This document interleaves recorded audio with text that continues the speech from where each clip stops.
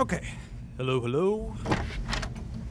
It's not very often you see more than one reporter handling the telling of a story. But then again, this isn't every story. We'll get back to that.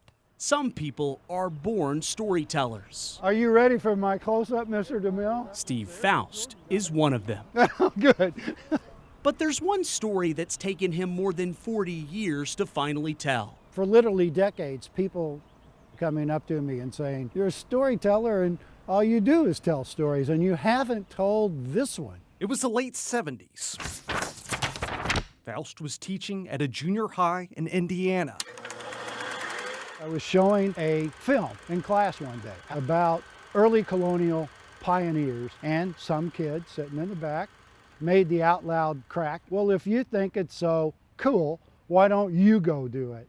And I looked at him quite seriously and said, well, you know, it's really not a bad idea. Faust decided he was going to walk across America. What did his friends think? You're nuts.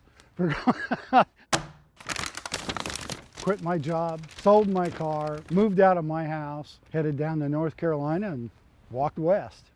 And that began a journey by foot across states. Glimpses of America. Everywhere another chance to collect a story to one day tell. I really felt the American people were giving and good. In my own mind, I wanted to prove that. Faust found that helpful spirit as soon as he made it into Tennessee, through, of all people, a political operative. He essentially said, hey, we've got the whole network set up all the way across the state. We'll give you any kind of help and assistance that you need. The candidate, a flannel-clad Lamar Alexander. As part of my campaign, I'm going to walk across Tennessee. I basically followed the same route that Lamar Alexander did when he walked across the state during his campaign effort. So it only made sense when Faust made it to Nashville, he'd end up right back there. So help me God. So help me God. Congratulations, sir. Thank you, Mr. Chief Justice. By this point, Alexander had been sworn in as governor and invited Faust to a lunch on the Hill. He expected a quick photo op. Instead, they connected in a way only these two could. I was walking in eastern Colorado. What do I see?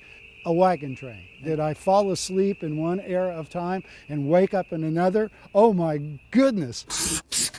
And it turned out to be the taping of a show called The Chisholms about a pioneer family. There's Faust with actors Mitchell Ryan, Rosemary Harris, and Delta Burke, a few years before her breakout role in Designing Women. Then came the bet. Two actors told Delta she'd never keep up walking with Faust for a full day, ending at a bar in La Junta. And if I walked in alone, Delta would have to pick up the bar tab that night for the entire cast and crew.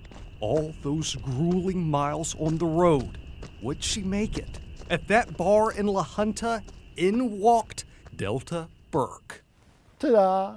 She did it. She pulled it off, pranced in ahead of me to the bar. Oh, they loved it. They just thought this was the greatest thing in the world. After 18 long months, the walk came to an end. 3,506 miles. Years later, Faust became a broadcast journalism teacher at MTSU, where several of his students went on to News Channel 5. Steve Faust was my teacher. He was my teacher, too. He was also the teacher of Channel 5 photojournalist Jordan Powell, associate producer Logan Foley, and former producer and current spokesperson for TPAC, Danielle Allen. So when Faust sat down to be interviewed, what he didn't know is the questions would be coming from a whole group of his students. Oh my God, it's a house party. It's so good to see everybody. How you doing? How you Good. doing? How you doing? Stranger, how are you? Good. You taught us how to tell stories. Now we're going to tell your story.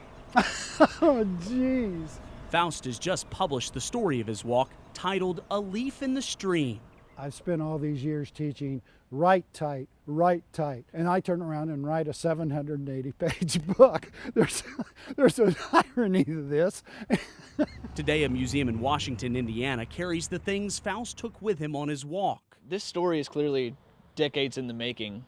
What makes now the right time to release it? I think we're at a very critical point in our nation's history. The focus seems to be more on what divides us than what unites us. That troubles me.